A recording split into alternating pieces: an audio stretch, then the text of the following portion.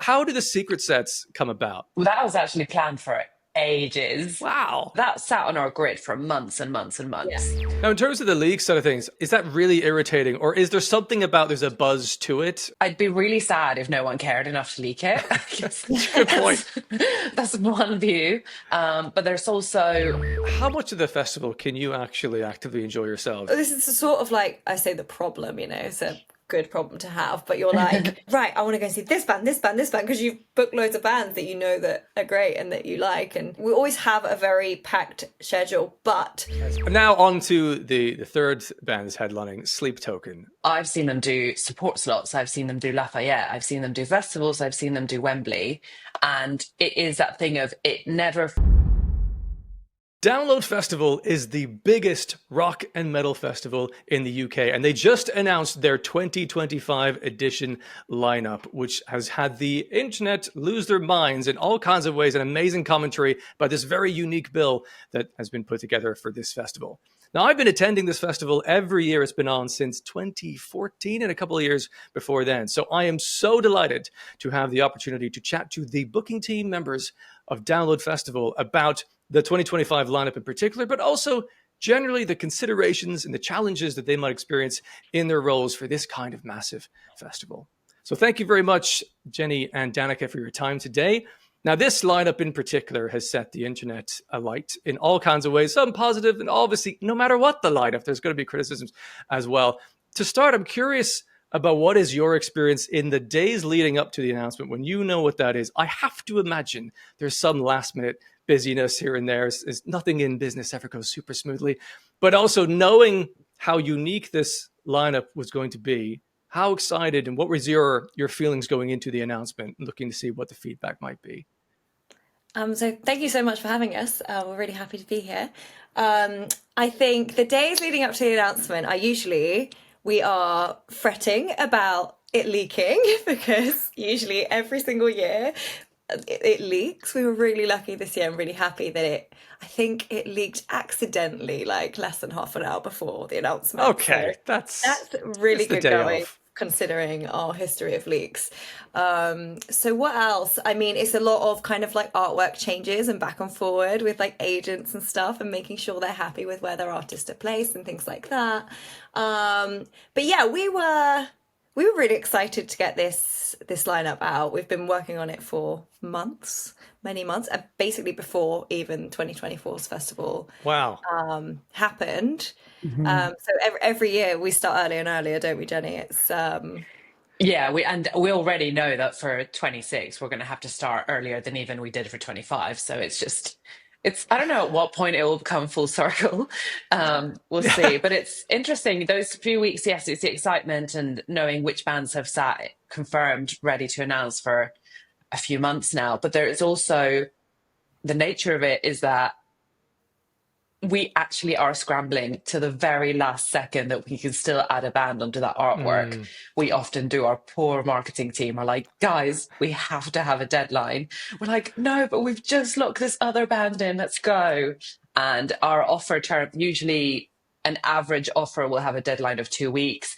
And as we get closer to that announcement date, we're suddenly like, sorry, but our deadline has to be 24 hours. Please let us know. And some things come in, and whatever doesn't come in can sometimes sit in ready for the second lineup announcement. So it's fine. It's not a hard finish, but it is manic. All systems go just in the lead up to the announcement.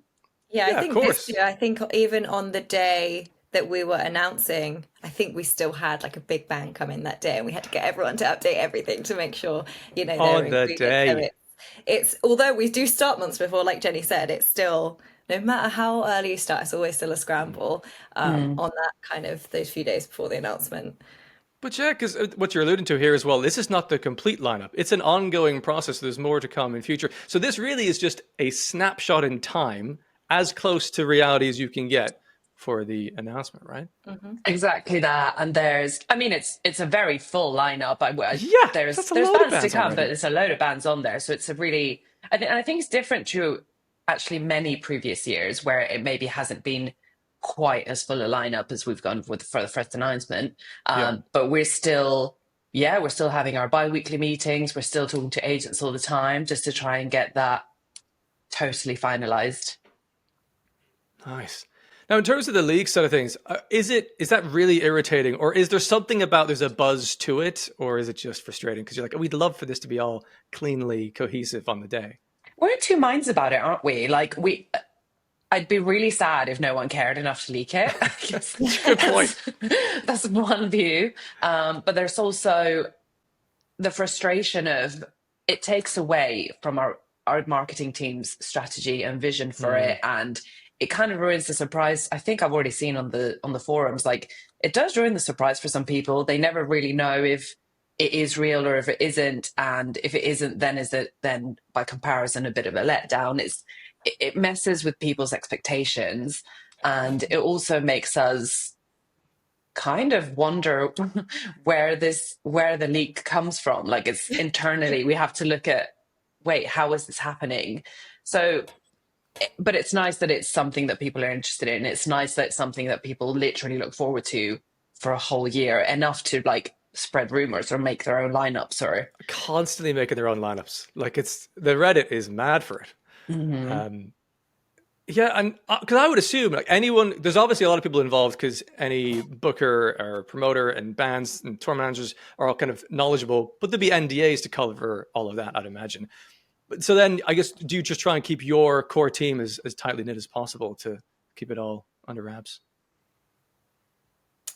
That's Just a a yes. hard one because, as much as, yeah, everyone, I guess, knows that they shouldn't, but ultimately the artwork or like the information ends up being sent to a lot of people during the booking process. And it's really hard for us to know once we've sent it on to an agent or whoever it might be within the industry, who else they then have to sometimes speak to get answers on whether someone wants to play or not. And then with that, they're sharing information. So it's really impossible for us to know. We just get very suspicious. We get suspicious, there's theories, there's everything. But ultimately the things that we are able to try and do is keep the information as confidential as we can until we just can't anymore. So in the lead up to an announcement, that's where you have to loosen the reins a bit, and it has to go to more people. But up until then, we are very tight-lipped, even internally. Sure. Who gets to know what? And we make use of things like watermarks. We keep track of who is sent what version. It still leaks, but we do try. But and to your point, it's great that people are so interested that it sparks conversation. Now, before we get into, I'd love to talk about obviously the headliners are super interesting for this year. But to get a bit more context, how long have the two of you been working within the Download Festival booking team? Perhaps yourself to start there, Jenny. So I joined Live Nation in 2018, initially just in a touring capacity. And by 2019, I was just naturally, through the bands that I was working on and the promoter that I was working with, which is Cam Hack, I was invited into the Download team, and I've been, my role has grown certainly since then, but my first year was 2019. And yeah, it keeps piling on, doesn't it? Which is great. It really does. Yeah, for me, I joined Live Nation in 2019, again within the UK touring team, but in a slightly different role. And then I think it was kind of like post-pandemic. Yes, it was the pilot. So it was just before the pilot, so early 2021, where I was asked to join the Download team as well, which I was delighted to say yes to. I mean, what a year to join in. Like, oh, we're going to do it, but not like we've ever done it before. So baptism of fire for yourself. Yeah. And you know what? Like, when they asked me to join, there was no maybe they had an inkling of the pilot, but I had no idea. So I'd joined for a few weeks, and then next thing I know, it's like, oh, by the way, this is happening. Oh, and we're like, it happened in like a month. It was such a quick thing. Was wild. I got a call. I've told the story before, but it's so great because Cam rang me and he was like, okay, so we're doing Download next month. And I was like, that's a really cruel joke. I'm not in the headspace for you to make that. Like, it's not funny. And he was like, I'm 100% serious. We have to book 2 stages, all these bands. We already have this vision for headliners. Like, wow, this is our priority for now. And everyone was, we booked it very quickly because all the bands were available, and Good all point. the agents wanted to make it work, all And the bands wanted itching to to make play it work. gigs, like, Yeah, please. exactly. Exactly. It was actually quite beautiful, like a bit of a community like upheaval. But it was insane. Like it just I actually don't know if I remember it all that well because it was just a whirlwind. Yeah, no time to think. That was a beautiful fest. I was lucky enough to be one of the ones that could get a ticket to that and go to it, and it was completely mind blowing because obviously lockdowns and the rest were still happening in their own ways. And we got in there, we had the tests to prove that we didn't have COVID, and you go in, and strangers are hugging strangers. Everyone's high fiving each other. Like it was this whole mad land. And then in the like, I usually go the RIP version thing, so I'm in the guest bar, and all the bands are just like catching up with each other. It was an amazing moment. Very cool to. Yeah, It the felt like vibe. muscle memory as well, didn't it? Like from going from like this social distancing, Hmm. I think it started off a little bit awkward. And then very quickly, Yeah. crowds became normal crowds again. I felt relaxed sort of quite quickly as well, which I was quite surprised about. Yeah. Yeah, I think the vibe was just so good because everyone was just so happy to be free for a weekend. Yeah, and no bad thing to, appreciate again the specialty that is live music and experiencing something en masse in that way. Like going to a live concert or festival is the closest thing in my world to like a religious experience. There's something special in the air when everyone's connected to the same music at the same time. It's a wonderful thing. Mhm. And going on to another wonderful thing, the Download Festival headliners of 2025. Now I'm going to save what I think is the biggest news story to last. And we'll start with Green Day. Now, there's been chat for years, like, when are Green Day going to play Download? Is this their first time playing Download? I think it might be. It It is. is. It's their Now, first time ever playing Download, not for try it. That's like trying to okay. get them. I think for me and Jenny in particular, they're like one of our favorite bands. They're like definitely in our like top two or three bands that would ever want to play Download, Yeah. or to headline Download. So we are so excited for this one. Yeah, we can't. But yeah, this is like we might just quit after this. I was going to ask as well, like, do you take a moment? I'm sure you're so busy, like, booking and working the whole time. But when you finally get a contractually signed on band like Green Day, you must take a moment to like high five each other and be like, we Oh, just booked Green Day. Like, yeah. Yeah, There's a flurry, like the WhatsApp pops off. Andy's calling Cam's calling us, we're calling. It's like very exciting. It's because we also are it's not personally me or Danica who book Green Day, it's someone more like Andy. hmm, But we are there in the every week there's like a little movement on the negotiation or the kind of it does take hard work, not specifically for Green Day in general to book a headline band and to have it drawn out and like sometimes look like it's going to happen and sometimes looks like it doesn't, and then to get it locked in is such a relief, and b a great moment to remember that you actually love this band and it's a festival you're working on. And yeah, finally. yeah. it's I tricky think we because it's a huge responsibility on both sides for them as well to opt in and do that. And like, well, we're now going to carry a lot of the responsibility of, capping off a day of this festival. There's a lot at stake, but to have the big picture thinking of like, this is a great experience we just managed to book in that people will really enjoy. And what in particular with Green Day, I think it's one of those headliners where I don't think people that typically would go to Download Festival are ready for how good that's actually going to be. They're one of the most impressive live bands that I've seen, and it's just going to rip. Not unlike, I think, Fall Out Boy last year when people were going, oh, Fall Out Boy. But even I went like, wow, that is a punchy headliner for Download. But you go there and you look around and you got the biggest, burliest dudes singing every word of Fall Out Boy, and you're like, nailed it. yeah. It Fall Out did Boy feel was like that. Yeah. yeah. Fall Out Boy was another one we were really excited for. And yeah, you see all sorts of kind of comments and posts about how people feel about it. But yeah, when you're there on the day, they had a huge crowd and they put on this like It was massive amazing. show. And Yeah, I yeah, was so impressed. yeah, that kind of era's show that they did was just amazing. Yeah. No, I was expecting to enjoy it in a nostalgic way, but I wasn't ready for it to be so good and the set list to be that sort of, catalog of songs in that way. That was pretty special. Yeah, Green Day, huge. I know people have been asking for that for a while, so that's a really big get. Yeah. And then we're going to skip over the other one and talk about Korn, because Korn are one of these bands who've had a really interesting career trajectory in that they exploded onto the scene with their Freak on a Leash and they influenced the whole music scene. And then new metal became uncool, and it became for a while strangely uncool to like Korn. Everyone did it sort of quietly amongst themselves. And now that all these bands of the modern era are being so influenced by Korn, the respect is coming back, and you can see it. Everyone's kind of coming out of their caves being like, oh yeah, I've been a Korn fan forever. This feels like a sort of coming home party for Korn, and they're I think absolutely deserving of this. What went into the decision making for them to be a main stage headliner as opposed to, say, a second stage headliner for this particular year? I think we personally, I remember the last time they played. It was a Sunday. I think it was 2 years ago. Don't quote me on that. But I remember watching it from various parts, from within the crowd, from up on the stage, from just taking it all in, and it just felt headliner worthy already. So that for me was a really important part of pitching my kind of getting behind them as a headliner this year. Then naturally they did Gunnersbury as well. That was like Yes. a total landmark moment for them also as an outdoor headliner, establishes them, like gives us trust that of their ticket worth in terms of the actual business side of it. Of course.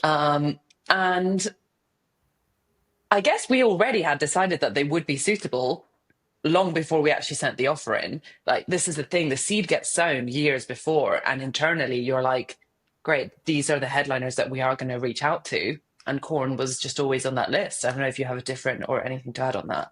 No, I think like that Gunnersbury Park show, like you say, I think it just really like cemented that they were like, I don't know, it's just like the energy was amazing, the show was amazing, production like just better than I was ever expecting. The whole show was brilliant. So I just think, yeah, like you say, it's been kind of in the background for a long time, and then the Gunnersbury thing really like cemented that for Download, I think. It's a very important but tricky balance in that obviously consideration is going to be a positive impact for ticket sales for this festival. That's very important. But if the performance isn't of a high enough quality, then you're going to risk having a disappointing end to a day. People are like, oh, why would they book that? You have to have both. And I think anytime Korn have played Download, and I've seen them, it's felt like a step up in the day in terms of quality whenever they've Yes. played. It's like the force of the vocals from Jonathan Davis and the performance visually. It's like, this is such a complete show. Yeah, that's what I mean when I talked about the last time I saw them play that Sunday slot. And it was just, the songs speak for themselves. They're still like tight as ever in terms of performances. Yeah. They care deeply about it. The fans, like, there's not really a lot of people that would be at Download that won't know at least a really good chunk of their discography. True. So I think those are all things that just feed into who might or might not be suitable for that kind of headline slot. Yeah, I think they're just a real like core Download band that people have just wanted to see in this slot for a long time. Like Downloaders just love them. It's going to be a special moment for sure. Now, on the poster, are these in day order, the top headliners, or is that TBC? Okay. No, we always wait till the second announcement to give proper like day and stage splits. So this is well, the headliners are in day order, and we're allowed Okay, to that say was my question. Yes, sorry. I couldn't remember. Yes, sorry. The headliners are in day order, but nothing else is. Okay. Yeah, I think that's going to be a wonderful kind of cathartic sort of end to the Sunday of like Korn sending us out. Because it's also, I don't know whether you consider this, I have to imagine you do in the booking side. There is something to the arc of who plays when and what that means for where you are in the weekend. There's something nice about a certain kind of dynamic at the end, like seeing Tool finish off the festival. It's kind of a reflective largeness to it. And then the one in the middle tends to be, I think, the biggest heat. It's like that Slipknot or something. Like, is that a consideration as to the days, or is that more of a logistical thing of when they would like to play? I think there is certainly a consideration. There's a curation aspect of who is suited to a Friday, because we understand the energy of a Friday versus the energy of a Sunday, and how the Saturday plays into that. Certainly logistically, and band schedules and everything else does feed into it. But we are very attuned with what we think should go on which day of the week. So it's definitely strategic to a point. Cool. I bet that's fun. Do you have like a shuffleboard? You're just like moving things around. Oh, this looks all right. This looks great. It's a grid. Yeah. Okay, sure. Nice. And now on to the third band that's headlining, Sleep Token, which now, for the sake of transparency, are in my top 2 favorite bands in the world. I think they're exceptional. I'm going to try and remove that bias. I just look at this from an objective point of view. They have been meteoric in their rise since when I first saw them at Download Festival, in fact, in 2018 on the smallest of stages. So within 6 to 7 years or so, to go to a headlining slot. What I think is important about this that some people in the online world might not be quite grabbing is you cannot, whatever you think about that style of band and what they're doing musically, you cannot discount the ticket sales that they are able to do, the amount of sold out or near sold out gigs they're doing in arenas consistently around the UK and the world. That's a big consideration, but also, not unlike Korn, there is a quality to the performance that is consistent every single game, from every stage upwards. No matter what, anytime I've seen them, I'm like, this stage is too small for them. Until now, they're headlining, and maybe I'll even be like, it's too small for them. So what led to, do you feel like a bit of a kind of danger to it, or to go like, well, the data suggests this is right. We think it's a good fit. This is something we want to kind of put our mast on and say, this is the time. It's Sleep Token to headline the main stage here. I think, Jenny, you can probably speak on this better than I can, just because you work on their touring. But I did see them in the tent at the Pilot. Did you see them there, Steve? Yeah, so that was a pseudo headline, right? They were the last band on of that stage. I can't remember. Because it was, you would ping pong back and forth. The bands would be, there'd be no gaps. Yeah. And I think they were the last band on the second stage. So they weren't the headliner of the day, but essentially the last one on that stage. And it was in the huge. Yeah. Sound of that. Great. I think it's cool. I've seen Cam and I work on Sleep Tokens touring. So I've seen them do support slots. I've seen them do Lafayette. I've seen them do festivals. I've seen them do Wembley. And it is that thing of, it never feels amateur. It never feels like, oh, it's a consistent improvement, because they're actually so good all the time. His vocal is spine tingling anywhere that you see him. And I think it's actually really difficult to come out of a club setting and still portray that into an arena size, because not everyone can pull that off. So I think it will be ultimately so intense and gripping. I think it will transform any of the naysayers, that headline slot. And I also really don't feel like we need to wait 30 years or 20 years. I don't think a band's trajectory should be limited by the number of years that we have considered to be sufficient. What would be the purpose of that, I wonder? Yeah, true. And I don't know if some people need to look at it differently and be excited that it's not taken decades for them to get to where they need to be. Good for them. So I guess that the set will be ultimately the deciding factor in those people's opinions, but I think we have good, solid ground for having placed them where they are. 100%. And one of the beauties of festivals versus concerts is that once you've paid your ticket to go, it then feels like every band you could see for free. So if you're not a Sleep Token fan, there's no one else playing, like, you might go and check them out. And this might be an opportunity for people to see what the buzz has been about and whether it's, warranted or not. And they'll go there, and I think they'll be thoroughly impressed with the performance that I've no doubt they're going to put together for that. Yeah, can't wait. And to your point, it's kind of inspiring. I saw someone say this online. It's inspiring for anyone that's starting the bands or up and coming, being like, you don't have to grind out and have this insane career of like decades and decades. Like, if you just create something that's exciting and new and people want to hear and check out, you could also, within whatever time frame, end up playing one of these massive festivals in the UK. And we see it in different genres. Like, it's actually not that weird. I don't know if I don't know if we're just a more passionate crowd and we're like, no, this needs to be like blood, sweat and tears for years, which has its value, but it's not unheard of for an act in hip hop or pop or any other genre to I think like 21 quicker. Pilots headlined Reading Festival after blowing up maybe like the year before. Like, it was one of those, because they played Download several years ago in the second stage early on, and now they're like, meteoric as well. I think it's so interesting, the takes on things. And I think you're right. Maybe this is something in the metal scene somehow. There's like a respect, like a gate-kept respect thing. Yeah. And one of the most interesting comments I saw about next year's lineup was someone's saying like Sleep Token shouldn't be headlining. It should be Sixth instead. Now, listen, all respect to Sixth. They're an incredible band. Like, you have to respect what they've done. And they're much loved. And I'm stoked that they're playing Download Festival. But it's, for all the respect, it's, if they did headline, you would have some people who would be so passionately stoked about that. But the majority of the festival might not be there in front of them standing watching, because it's quite a niche sort of challenging music. And that has to be a factor. You're trying to appeal to the largest group of people you can. And there's a respect aspect, sure, of course, but they will also play. You know? Yeah. And they wouldn't want themselves in that position. That wouldn't deliver an incredible performance, because the size of the crowd wouldn't be fitting to what they're wanting to portray. It wouldn't work out for anyone, even if it was just be one person's dream or however many people's dream.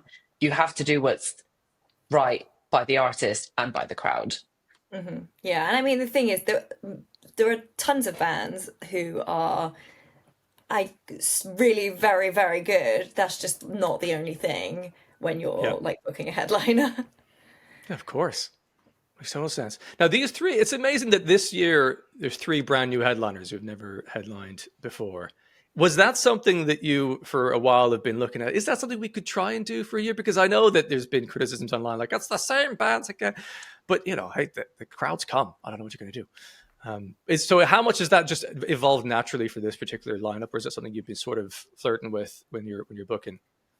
I think we've been wanting to book a lot of headliners and bands that we haven't had before, just generally, just to, you know, keep it fresh and mix things up. I'm not sure if we specifically aimed for 3 new headliners. It just happened that way. We would have at least been trying for 1 or 2 new headliners. But yeah, this year it just felt that way, and we were obviously really pleased. So it's not like an aim that we're like, right, we need to get rid of everyone who's played before and we can only look from this pool of fresh talent. That's not how we approached it. But actually, I think it's a change in thinking where them not having headline before is no longer an obstacle. So it's actually kind of on its head, the thinking behind it. How much was that bolstered by the recent headline from Bring Me the Horizon? Because that one, a lot of the kind of older school Download fans were looking at it being like, really? Bring Me the Horizon? Are they ready for this? But having seen them before a few times, Bring Me the Horizon fans knew they were absolutely ready for that. But even then, I wasn't ready for just how insanely good that show was. And I've heard from people who have been like, not necessarily fans of Bring Me the Horizon, who said, I went as a curiosity and it was the best thing I saw all weekend. Like, has that helped you solidify, like, we can take chances, and you know what? The evidence is there that has gone over well. You can trust us. Let's go. Yeah, I think exactly that. That show was insane, like you say. That I don't think anyone was expecting that, and yeah, they had an absolutely huge crowd, and even a crowd of all those people that had maybe just come to see Metallica, but they were all there watching Bring Me. So yeah, that definitely gave us more confidence, I guess, going forward and booking newer or younger headliners. Very cool. And another one that people tend to chat about is, I remember when I first saw them play on the Download. Well, I saw them on the poster last year in Busted, and I was like, that's a punchy booking. And then I saw the tent for them. They were on the Avalanche stage, and that tent was packed outside the tent before, like in the band before them, to go and see them. Yeah, which was great. But like, that must have anchored that thing of like, well, people can chat, and there may be some loud voices online, but maybe they're actually a small number of people who are just posting a lot. And actually, what you see translating in the arenas is a different thing, and that's who you need to position things for. So I wasn't shocked to see McFly playing next year. I think the ground has been put down for that. I think it makes total sense. 100%. I think as well, and I've said this before, that is what we were expecting. We saw all the comments and we just knew that tent was going to be so full still. Like, we never had any doubt. And yeah, I'm almost surprised at how many people are surprised by the fact that McFly are on this year, especially after the kind of busted setup last year. So yeah, like, we're stoked to have McFly as well. Oh, that is, yeah. It makes total sense now. And there's another thing that's on my mind is that there'll be the odd comment saying, this festival's lineup's been going downhill for years. I think all that is someone's music taste is not evolving. They're not checking out newer and newer bands. You'll end up getting stuck in the past if you're not looking at who are the upcoming bands. Where is metal music going? Where's rock music going? Because I'm looking at this lineup. I mean, I have a channel where I check out a lot of music, thankfully, anyway. But I'm looking at this, I'm like, oh my God, Gore are playing. That's amazing. Or House of Protection. That's a huge get. Like this, there's so many exciting up and coming artists that make the entire lineup really exciting. Now, when it comes to those, you can't surely be, I mean, maybe you are, maybe you're superheroes and you're completely plugged into the entire scene of rock and metal, know all the bands are up and coming. I don't know if you can keep track of all of them and their trends and interests. Do you kind of divide and conquer? Like, are you both fully aware of Gore and their track listing, or is that one of you is kind of leading that with certain kind of contacts? How do you manage it all? I think we're a team of 5. Yes, we're a team of 5. And I think like Cam has such a specialty in the undercard. He's very plugged in, naturally because of his own music taste, also because of his promoting work. Like he's absolutely where we go to when we're like, have you heard of this band? Or pitch us a new band. Phoebe from our team is also like hot on his heels, I'd say, for that title. So we're very well informed. And I think we all bring a different aspect of interest or information. And I mean, we probably don't cover every single corner, but I'd say we do pretty well on it, actually. That it's rare that there's a band that we are not aware of, I would say. Yeah, and also, you know, there's us and us putting forward what we want, you know, what we think should be on the lineup and what we want to see and what we think other people want to see. But there's also, you know, we also get agents and management and people like that getting in touch and being like, hey, so we, you know, we'll check out bands if we are like, oh, who is this? And then we'll get more information and then we'll be like, oh yeah, this would work really well, or, you know, this won't work, or whatever it might be. But yeah, I think we all have kind of different and the same interests within rock music, and so it just works pretty well. Yeah, I can see how you'll have your different interests, but the Venn diagram where you all come together is probably a larger, smaller thing. One thing I noticed over the years as well is if a certain band is touring with certain support acts, you might find the support acts on the bill as well. Is that a matter of either that's what's required, whether a headliner really wants to make that happen, or the booking tour, or is it a matter of convenience? Or are there cases where you go, actually, that support act is just not quite right for what we're doing with this lineup in this day, but thank you. How do you kind of massage those negotiations, as it were? Good question. I think in part, it's not always necessarily to do that, well, we've booked the headliner, we need to book the 2 supports. It's often just a fact of curation that if you've put together a good lineup, it will work for a tour and for a festival. Like, sure, the groundwork's been done to an extent. Exactly.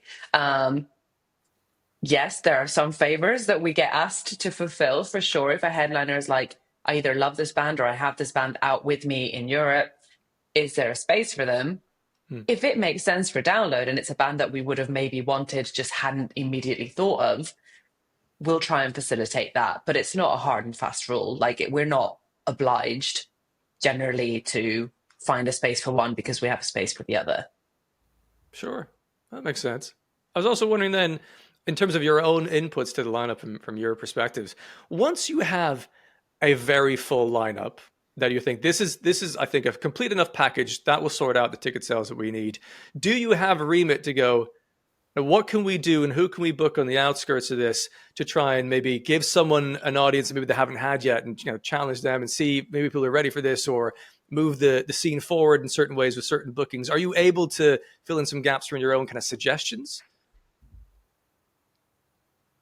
I think so. Generally, when we, at the beginning, when you've got a blank grid, the thinking's different. The thinking's like, we need to get all the great bands, all our like dream bands in, let's do it. Once you're starting to get to the finalizing a stage is when you're able to say, well, we have a really solid stage here. There's this band that I really believe in who might not have the data behind them to necessarily be booked off ticket sales alone, but like, let's see how the set goes. And the crowd response from that set will allow us to get information on how to place them the year after, or if we place them the year after. So there is certainly place, once the pressure is off, to fill a grid, Yeah. to become more strategic or experimental, or just a fan of a band within the curation process. Yeah, and I think like I know even on this grid there was definitely a band where Jenny was just like, "Well, I saw this band the other day. They were like they were supporting another act and they were really good." And Wow. we booked them on the festival. I think as well there are other, especially for like smaller up and coming kind of acts. We if we don't feel necessarily that they're right for the main arena straight away, we have the kind of RIP courtyard stage which True. Phoebe looks after, and we think that that's generally quite a good place to sometimes like give people that chance, see how it Yeah. goes. It gives Phoebe a chance to see them. I think that's what happened with Lastel last year. They played that stage and now they're on the main arena grid. And again, we even work and have for a few years had like a download stage at the Great Escape Festival. So that's another chance Oh. for us to see some bands and see who could work. And in the village as well, there's a stage there, and I saw in Yeah. retrospect last year played there, and it was Yeah, really impressive as yeah, well. exactly. So we have the Doghouse, which has the download takeover or the community takeover, which is booked just by, but like I say, by and voted on, I think, by a community of like That's cool. download goers. So yeah, it's really cool. Wow. Yeah, I wondered then, because I'm thinking about, plucky bands that don't necessarily have the data to support at the time. The first time Sleep Token played, they were very, very new as a band, and like it was the smallest stage, and it wasn't a full tent. Like it was kind of quiet, but as soon as they started, everyone kind of went, "Who is this?" And everyone sort of naturally gravitated close to the stage. Like, what is this? This is amazing. Very cool. Another one that's pops out in my head from recent times is when Spirit Box got booked. And because I was a big fan, and they got booked for the smallest stage. And me and my friends went, that stage is going to be an absolute nightmare. That is the wrong stage. They're so much bigger than this. They ended up getting upgraded to the Avalanche stage. And we're like, I still don't think it's big enough. And it played out that, yeah, the band before them, the crowd started coming in, and they're like, "Hey, everyone!" It's like, it's not for you. I'm so sorry. This like Spirit Box was just packed out. How do you track that from your side of knowing what the right, if you have to upgrade something? Is that you just get a bunch of feedback from fans, or you're kind of looking at monthly listens, or how do you determine it? Yeah, I think it is that thing where depending on how early on in the process we're booking them, they can blow up in that kind of whatever it might be, 8 months, even sometimes up to a year before the festival happens. And I guess you keep track of that by, ticket sales and just like you just know. You just know when it's that big that you're going to have to move it. I think, we moved that one to the Avalanche stage, which was, the next stage up. And that was still packed, which is, it's one of those things that's kind of like twofold. It's great for the band to have this really like hyped up Yep. show, and it's really busy and people can't get in, and actually that's sometimes a really great thing. We don't always have another slot in a bigger Of space course. to put them on if but we kind of did what we could with that one, and I think it has led to them being higher up this year. They've done just fine ever since, haven't they? Yeah. Grammy nominated twice. Exactly. Yeah, and I suppose for those that are keen, because I was a big fan of them, it's like, well, it's then going to be a bit of a special hour before their gigs that we're going to plan ourselves. We're going to have our lunch time. We'll get our beers, and we're going to go in early so we don't miss it. It becomes even a more exciting thing because it's going to be busy. That's a sort of interesting element to it. And related to that, when you have a secret set like Parkway Drive playing on the smallest stage last year, I'm like, that's so cool. There's no way I'm getting in there. I'm not going to try. I can't. No. I walked next to it. It's like, I can hear them. How cool. How do the secret sets come about? Because I would have thought maybe logistically it didn't work for the band, but they're available on that day. Or is it just super last minute? That was actually planned for ages. Wow. Not necessarily fully confirmed, like we're certain it's happening, Okay. but that sat on our grid for months and months and months. Yeah. Where do secret sets come from? It's a myriad. Like sometimes we can pitch an idea. Sometimes it works for their album release schedule and they're here on promo and they do it as a promo show rather than a Right. official festival play. Sometimes, yeah, it kind of is however the idea comes up. If we can make it happen, we will try to do that. If we see value in it and we think it will be a success, I mean, not every band is suitable for a secret set, but if we get an offering that's akin to a Parkway or exciting to a portion of the download list, like fan base, Yeah. then we will just try and accommodate, even if it means last minute, oh, well, we had a full stage, but maybe we'll shift a few things around a Right. few minutes and we'll just try and make it work. It comes from everywhere. Yeah, I think those like most of those main arena secret sets that happen that tend to be with those massive bands, usually it is them wanting to do a secret Okay. set download because like Jenny said, it works really well for their like album PR or whatever it might be. So we're just happy to oblige. Yeah, sure, fun. And it creates a bit of a buzz amongst the crowd as well, of course, the weekend. My favorite moment about the Parkway Drive one is like, who's going to play the secret set? And everyone became convinced it was My Chemical Romance. I'm like, there's Oh, no, people would die in the crush. They wouldn't do, that would be insane as a thing to Yeah. do. My Chemical Romance there's a timing that they have where they announce things just as we're about to announce Oh, something. really? So then Every year. everyone assumes it's always My Chemical Romance, and hopefully one day it will be. But Yeah, yeah, there's a timing issue there. that's hilarious.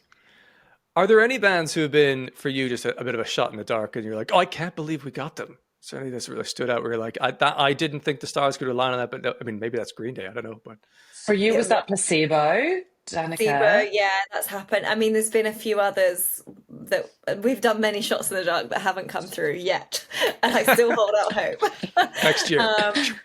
Yeah, I'm just trying to think of what else could be a shot in the dark on this one. I mean, I guess even things like Weezer, I don't think I've ever played download Right. before, as far as I'm aware. Like even things like that, I guess it's not a shot in the dark, especially, when you look at the headliners this year, but still things that we're like, can we make it happen? If they've never ever done it before and they're already kind of at that level. Yeah. How often does a band kind of fall through that you've been working on at the last minute? Is that like there's a certain small percentage each year, or is it just kind of random when that happens? It's a small percentage, but it does happen. But if you look, it's because of how many bands we're presenting. Like this announcement was 90 bands plus. Out of that, if you have a couple of last minute changes, that's just because of the volume that you're presenting. Right. And Yeah. we understand things change. We try to be understanding.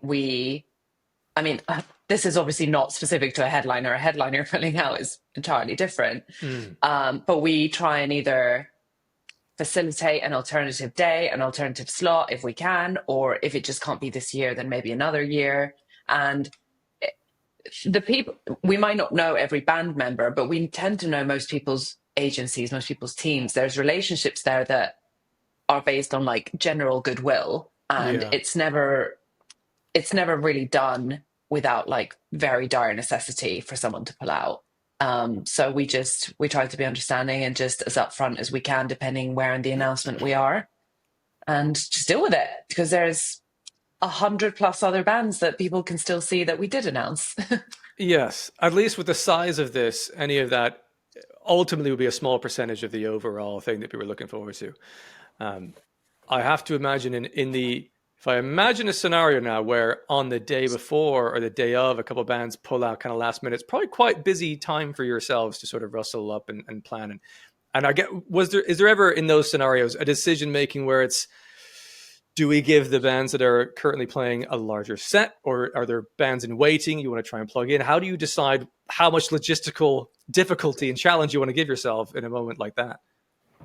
Exactly, and I think it depends at what point they're kind of having to pull off the lineup as to what we can physically do with that. Mm. If it's like, if we're weeks before, then it's difficult. It's a real challenge. But I mean, this happened with Bad Omens last year, didn't it? So, and Oh yeah, and Electric Callboy as well. Electrical Boy They were happened sick. on the weekend, if I remember Yeah. right. So with that, I don't think we were able to get anyone Oh else no, in. funeral for a friend. Were they instead of Bad So Omens? that was for Bad Omens. So Right. we were able to about, I think it was 2 weeks before the festival was Wow. happening, and we managed to get Funeral for a Friend. That we were really, really, really happy with that.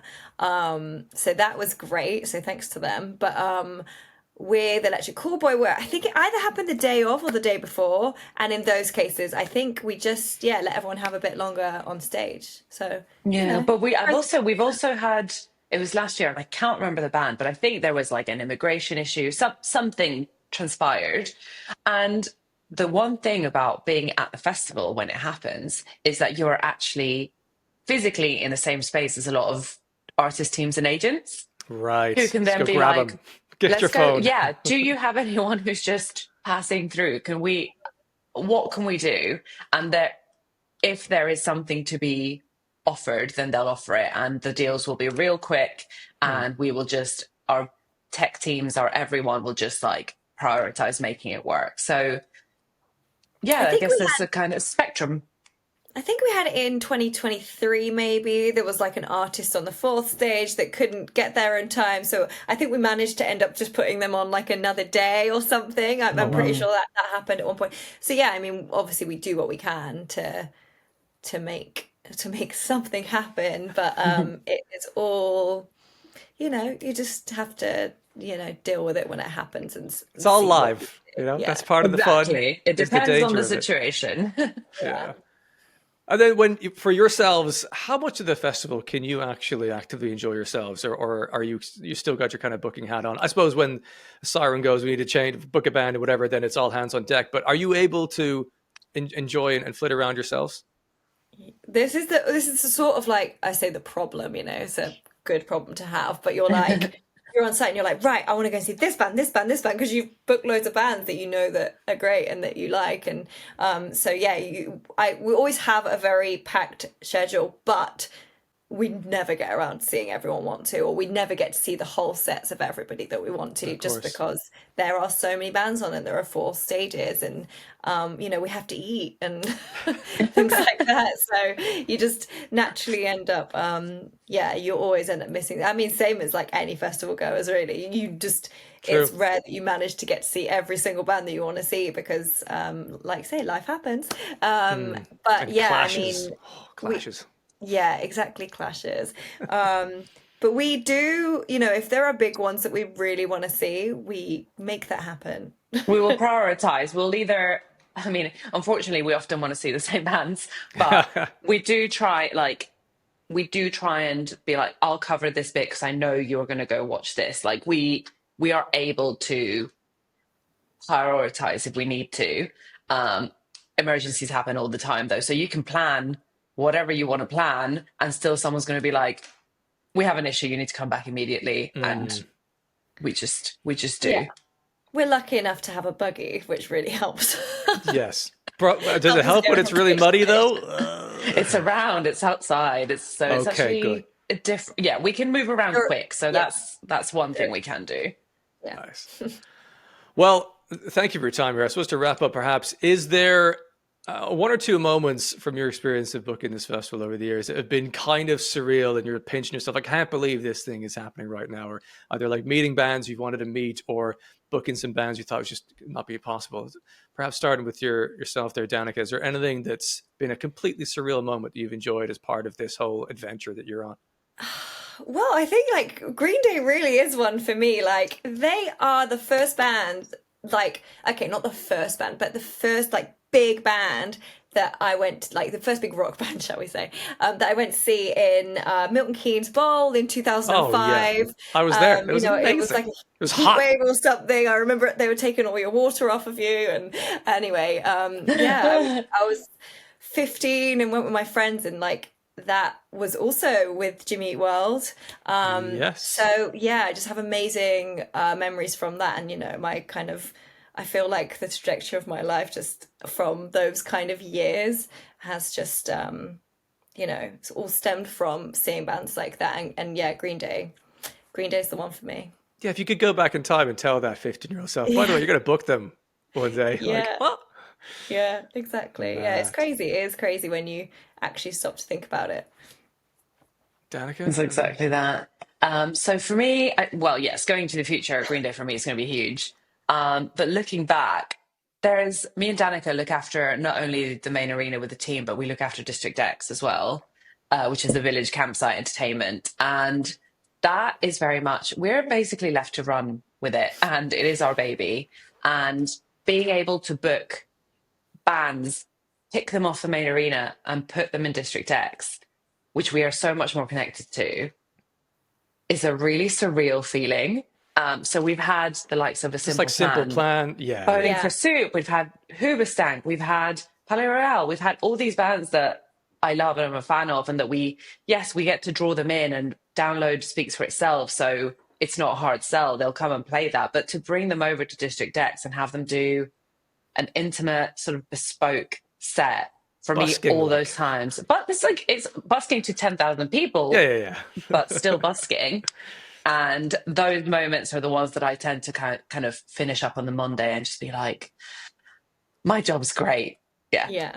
Yeah, and you really get to see, I guess that's quite different for a lot of the artists to do who are used to just going and playing. Like, so I like to think that you kind of see their enjoyment or their surprise a bit more. It's just a bit different for them as well as us. And same with like DJ sets and stuff. You see people like Charlie Simpson last year just went on and DJ'd, and we just know that he had like an amazing time, and that's just like a great feeling.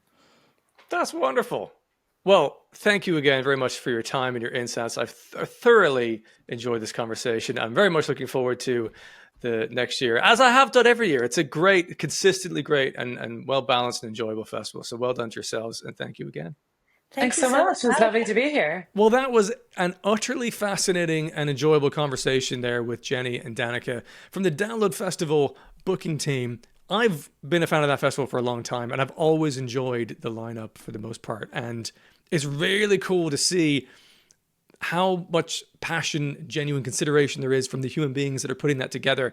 It is not just some kind of like corporate, well, whoever will sell the most tickets. There's so much more to that. And it was fascinating to hear them talking about their side of, that role that they play.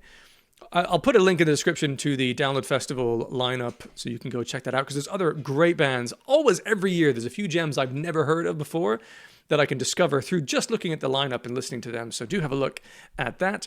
If you enjoyed this, make sure you're subscribed to this channel. There's more interviews with interesting industry professionals and musicians coming up soon. There's a link in the description as well to my Discord server. If you want to chat to me directly in there, there's a wonderful community of people. We chat about the latest rock news and stuff. It is a good time. So have a look at that. Otherwise, thank you for tuning in, and hopefully I'll see you in another episode very soon.